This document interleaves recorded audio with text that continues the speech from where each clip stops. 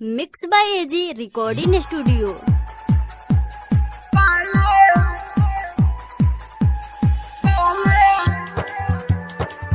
आप सुन रहे हैं एजी एंटरटेनमेंट की धमाकेदार प्रस्तुति।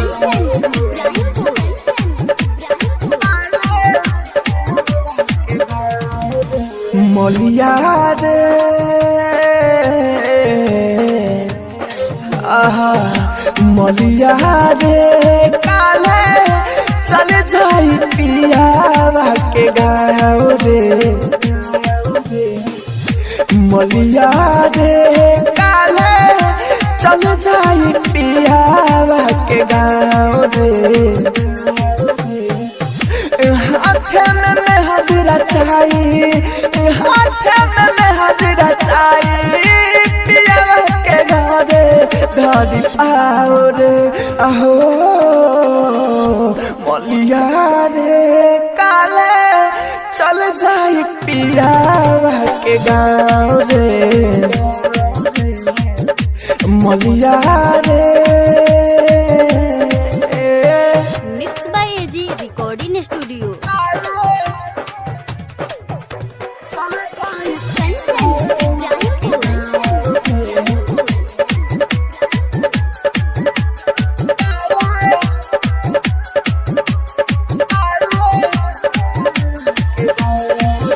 छोड़ के अकेला जाई करी का बोल रे भाई।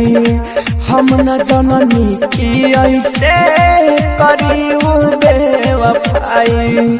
छोड़ के हमारा के जाई करी का बोल रे भाई।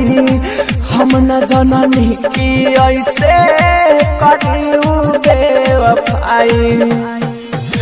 तना अकेले जियाबे, तना अकेले जियाबे मिली न दिला के छाँव रे। हो मलिया रे काले चल जाई पियावा के गाँव रे। मलिया रे काले चल जाई पियावा के गाँव रे। आप सुन रहे हैं एजी एंटरटेनमेंट की धमाकेदार प्रस्तुति।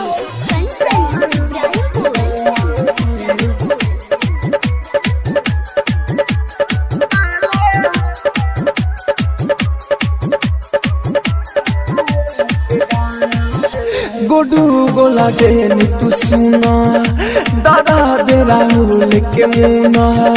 हम न जी पाई बकवाना हाली से उपाय चुना। गोडू गोला देन तू सुना दादा दे राहुल के मुना। हम न जी पाई बकवाना हाली से उपाय चुना। हमारा बिना रही कैसे, हमारा बिना रही कैसे डाला कहता ना लगाओ रे। हो मलिया रे काले चल जाई पियावा के गाँव रे। मलिया रे काले चल जाई पियावा के गाँव रे। AG recording studio Roshanpur.